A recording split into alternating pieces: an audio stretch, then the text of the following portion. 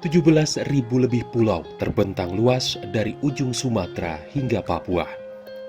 Inilah Indonesia, negeri yang dinobatkan sebagai salah satu pemilik pulau terbanyak di dunia. Di balik beragamnya anugerah yang didapat dari keuntungan kondisi geografis itu, nyatanya turut menyimpan tantangan-tantangan yang harus ditaklukkan. Yang utama, diantaranya adalah menciptakan akses yang mudah dan efisien dari satu pulau ke pulau lainnya, menggunakan moda transportasi antar pulau. Memang bukan pekerjaan mudah, tapi bukan pula tak mungkin untuk dilakukan. Pelan tapi pasti, pemerintah terus mewujudkan kemudahan koneksi yang efektif dan efisien. Konektivitas inilah yang menjadi kunci tidak hanya memudahkan mobilitas penduduk, namun juga pengiriman logistik. Bandara-bandara baru di titik strategis menjadi salah satu prioritas yang terus dimaksimalkan pemerintah untuk memudahkan konektivitas. Waduh, ini penting banget ya kalau saya ngomong kita ibaratkan tubuh kita, negara kita. Bandara ini seperti darah, Mbak. Jadi kalau darah kita nggak nyambung aja ke satu titik, ini menurut saya akan banyak sekali hal-hal yang menjadi kerugian di kita. Salah satunya juga menjadi ancaman. Jadi di samping sebagai alat untuk mengkoneksikan dari 17.000 pulau yang ada di kita ini, itu juga menjadi suatu perekat ataupun alat yang dapat mempersatukan bangsa dan negara kita. Dengan adanya transportasi yang lancar, maka arus orang dan barang ini akan lancar.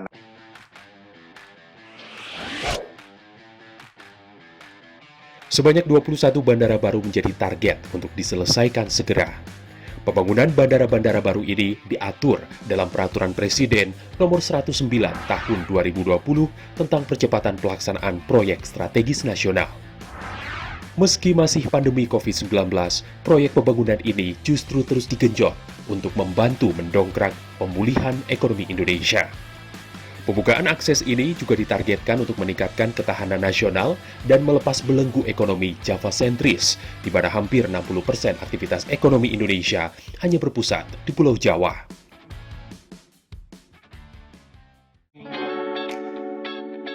Pintu potensi pariwisata juga akan terbuka lebar, mengingat selama ini pariwisata Indonesia terfokus hanya di beberapa lokasi saja, seperti Bali misalnya. Pembukaan bandara ini sejalan dengan pemerintah yang gencar mempromosikan wisata 10 Bali baru.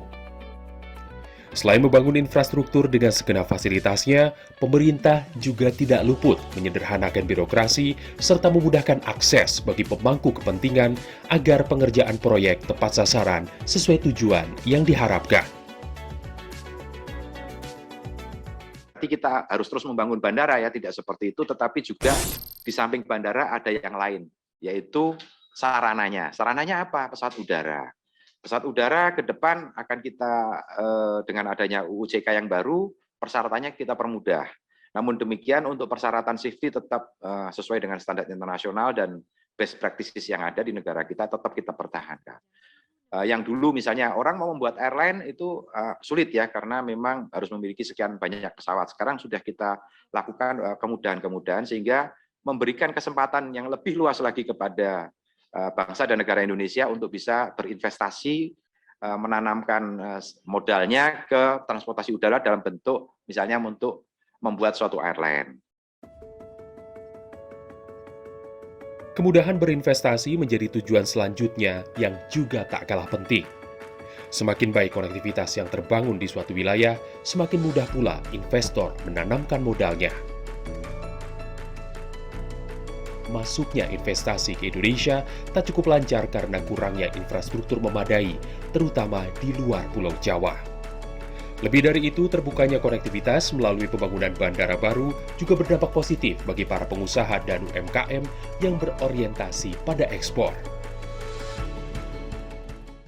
Infrastruktur ini sangat krusial sekali untuk bisa menekan ongkos ataupun biaya logistik ya. Dan ini kalau kita lihat biaya logistik di Indonesia secara keseluruhan bagi penjual sendiri ya ataupun produsen itu biaya logistik ini masih cukup tinggi ya, sehingga makanya penjual tidak akan sulit bersaing ya dengan produk-produk dari luar negeri impor ya. Jadi dengan adanya tadi tol laut atau ada bandara, tentunya ini akan berdampak positif juga bagi pelaku usaha yang tadi memiliki orientasi ekspor. Bandara-bandara yang baru dibangun memiliki fungsi dan tujuan beragam. Ada yang mendesak karena berada di daerah terluar dan tertinggal. Keberadaannya sangat penting karena menjadi akses utama menuju destinasi pariwisata unggulan, serta ada pula yang menggantikan bandara sebelumnya karena tak lagi bisa dimaksimalkan. Tujuan objek wisata di Indonesia itu aksesnya ini masih sangat sulit sekali bagi wisatawan, ya. Jangankan wisatawan domestik gitu ya, jadi wisatawan asing pun juga saya pikir akan lebih enggan ya untuk berwisata ke daerah-daerah yang cukup terpencil ya. Di luar kondisi pandemi tentunya ini akan berdampak positif ya. Bandara Toraja dan Bandara Jenderal Besar Sudirman Purbalingga adalah dua dari sekian banyak bandara baru yang dibangun pemerintah untuk menjawab segenap tantangan ekonomi yang ada. Kedua bandara ini memiliki fungsi berbeda. Bandara Toraja memiliki fungsi meningkatkan potensi kunjungan pariwisata, sementara itu Bandara Purbalingga yang menjadi bandara komersial pertama di selatan Jawa Tengah berperan pada mobilitas penduduk dan logistik, serta industri.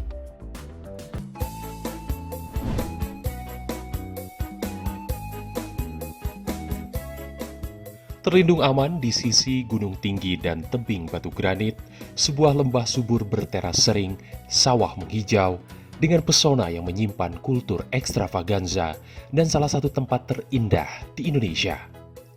Inilah negeri atas, tempat di mana masyarakat Toraja berada.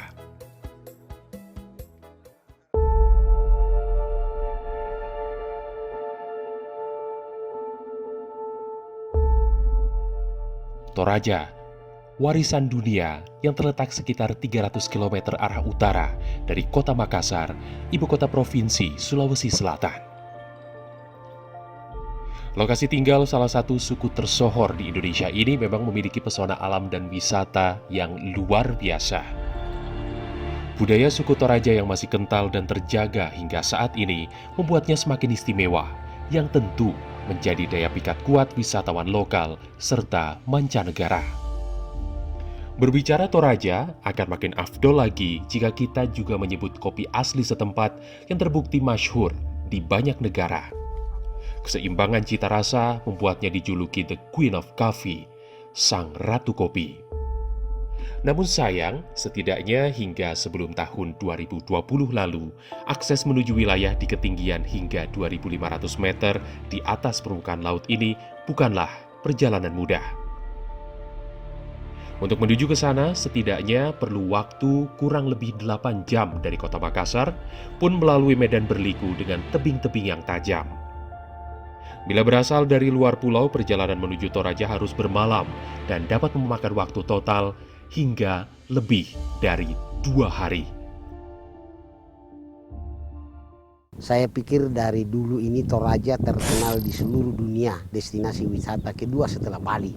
Karena pertama tadi itu adat istiadatnya, budayanya, ya, dan alamnya serta objek-objek wisatanya yang menarik. Waktu itu sudah singkat dengan adanya bandara.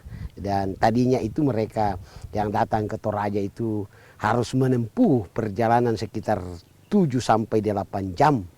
Sekarang ya tinggal 45 menit. Jadi sangat membantu.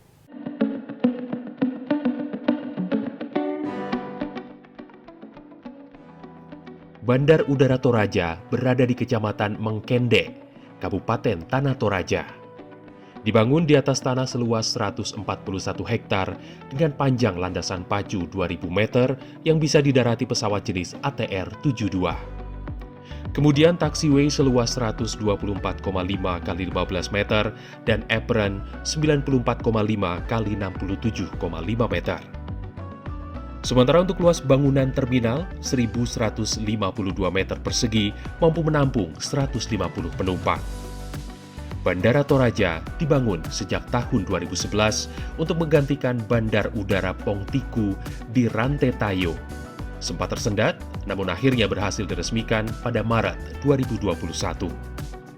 Bandar Udara Pongtiku digantikan karena tidak dapat dikembangkan, berlahan yang kurang memadai. Meski terhitung baru, nyatanya Bandara Toraja yang diberi nama Buntu Kunik ini meraih animo masyarakat yang begitu tinggi. Tingkat keterisian penumpang itu di masa pandemi aja itu 50%. Rata-rata 50%. Dan ini kita buka tiap hari. Jadi selalu terisi tingkat keterisian 50%. Itu sangat bagus. Terus rute Toraja Balikpapan pernah dibuka tahun 2008, itu antrian masyarakat yang mau menggunakan transportasi udara 2 minggu sebelumnya itu sudah masuk dalam daftar antri. Jadi rute ini sangat potensial. Proses membangun bandara di negeri bukit dan gunung ini juga perlu usaha luar biasa. Penetapan lokasi keberadaan bandara menjadi tantangan tersendiri mengingat Toraja memiliki karakteristik geografis yang berkontur.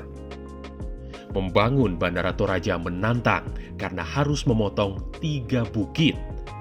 Potongan bukit yang bervolume 6 juta meter kubik itu digunakan untuk menimbun lembah dengan volume 5 juta meter kubik.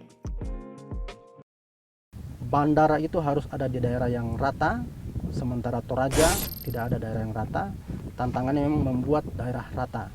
Daerah rata ini penyiapan lahannya memang butuh usaha yang agak lebih, tapi dari pemerintah Jokowi itu menganggap itu bukan merupakan hambatan, tapi itu merupakan tantangan untuk berbuat lebih baik untuk masyarakat.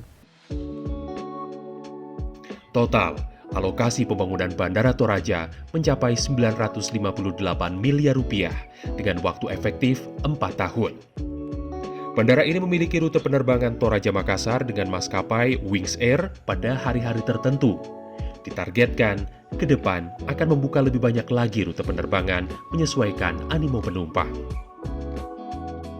Setelah ada pesawat ini ya sangat memudahkan kita kan dalam waktu ya, apalagi kami sebagai anak perantau itu waktunya terbatas, jadi kami bisa atur waktu untuk naik pesawat yang dulunya ditempuh 2,5 hari, sekarang tinggal 1 hari sudah sampai di tempat. Destinasi wisata tentu juga menjadi sasaran utama dari tujuan pembangunan Bandara Baru Toraja, terlebih di masa pandemi yang menghantam keras ekonomi sektor ini. KT Kesu menjadi salah satu objek wisata di Toraja yang terimbas pandemi. Kalau dari dulu setiap hari kami memperoleh antara 8 sampai 10 juta di objek wisata. Tetapi semua penjual souvenir itu minimal 2 kali lipat dari itu, sekitar 20 juta per hari. Dulu sebelum itu. Nah sekarang pandemi itu baru bergerak antara 5-8% dari pendapatan kemarin.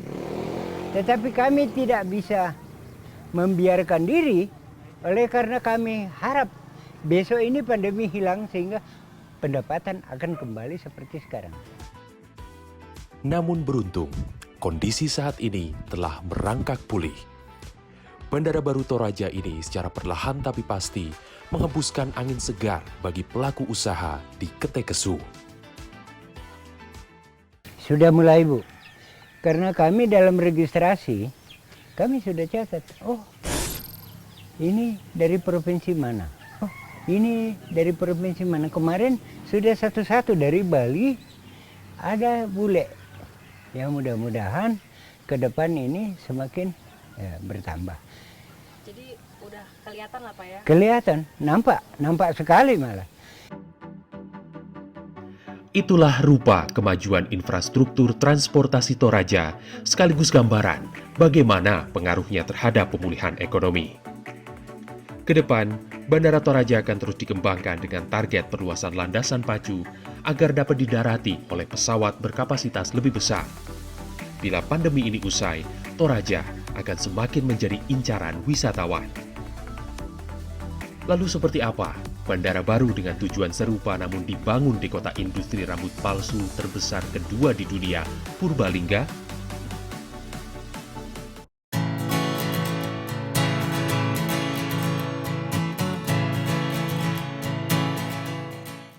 berlokasi di Purbalingga, Jawa Tengah. Bandar Udara Jenderal Besar Sudirman merupakan salah satu bandara baru di Indonesia. Bandara ini merupakan yang pertama kali ada untuk pesawat komersial di Jawa Tengah, bagian barat dan selatan. Usai sudah penantian panjang, bandara yang dirintis sejak tahun 2006 silam akhirnya terrealisasi 15 tahun kemudian, tepatnya di tahun 2021. Meski belum berbentuk bangunan gedung permanen, keberadaan bandara ini nyatanya memiliki dampak yang luar biasa untuk kawasan sekitarnya, Karesidenan Banyumas atau Barlimas Cakep yang terdiri dari Kabupaten Banjarnegara, Purbalingga, Banyumas, Cilacap, dan Kebumen. Bandara ini hadir dengan misi dan potensi kontribusi menumbuhkan ekonomi di Barlimas Cakep, bahkan hingga ke Kabupaten Wonosobo dan sekitarnya. Sehingga kita harapkan mobilitas orang, mobilitas barang, mobilitas logistik akan menjadi lebih baik, sehingga akhirnya akan memberikan kontribusi pertumbuhan ekonomi pada wilayah di Jawa Tengah bagian selatan ini. Bandara Jenderal Besar Sudirman yang berawal dari Pangkalan Udara TNI Angkatan Udara ini diresmikan dan telah beroperasi pada awal Juni 2021. Jadwal penerbangan yang tersedia adalah rute Jakarta-Purbalingga, Purbalingga-Jakarta, serta rute Purbalingga-Surabaya dan sebaliknya. Sebelum adanya bandara ini, masyarakat yang ingin menuju sekitar Banyumas dari Jakarta harus menempuh perjalanan darat selama sekitar 5 hingga 8 jam perjalanan. Kini dengan adanya penerbangan, Jakarta-Purbalingga ditempuh hanya dalam durasi 1 jam. Fasilitas bandara sementara ini adalah terminal yang sifatnya adalah terminal temporary, karena ini adalah untuk mendukung. Spesifikasi bandara, runway kita itu dari desain awal adalah memang kita masih memberikan suplai kepada pesawat yang sifatnya adalah pesawat ATR, jadi dengan panjang runway 1.600 dengan lebar 30.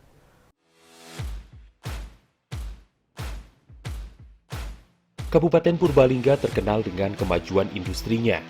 Beberapa di antaranya yang terbesar adalah rambut palsu, termasuk bulu mata palsu, juga industri knalpot kendaraan. Bahkan industri rambut palsu di Kabupaten Purbalingga menjadi yang terbesar kedua di dunia setelah kota Guangzhou di China. Dengan adanya bandara baru ini, tentu potensi aktivitas perekonomian kota dan kabupaten sekitarnya semakin meningkat. Nah, alhamdulillah setelah bandara ini launching, 3 bulan setelahnya ini kita kedatangan investor masih dari Korea. Dia memang bergerak di industri rambut palsu yang memang beliau ini menginginkan, investor tersebut menginginkan bahwa berdirinya nanti pabrik atau factory di Kabupaten Purbalingga ini akan menjadi pabrik rambut palsu terbesar di dunia. Dan ini akan merekrut sampai dengan 15.000 tenaga kerja. Meski masih terhitung baru, dampak Bandara Jenderal Besar Sudirman ini telah dirasakan warga Kabupaten Purbalingga dan sekitarnya, termasuk para pengusaha rumahan.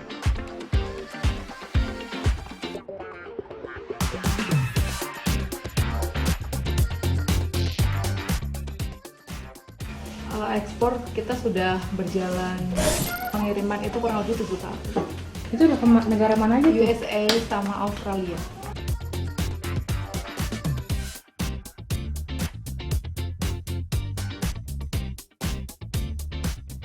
Kalau omsetnya itu kurang lebih ya di angka 70 jutaan. Saya kan 2 atau 3 bulan sekali ya baru turun. Kalau ekspornya turun ya lebih ya. Bisa berarti sampai 150.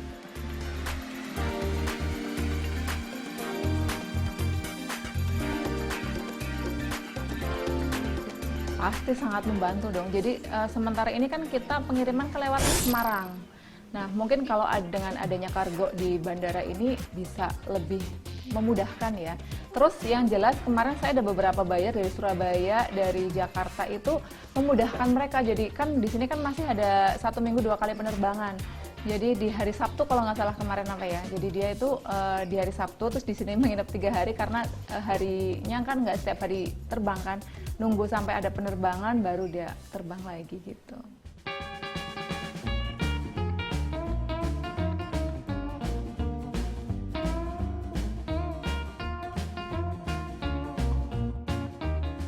Kalau di sini kenal kan udah dari dulu Mbak, jadi turun temurun, lama-lama dikembangin, lama-lama jadi luas gitu. Jadinya orang-orang sini semua banyak yang bikin knalpot gitu.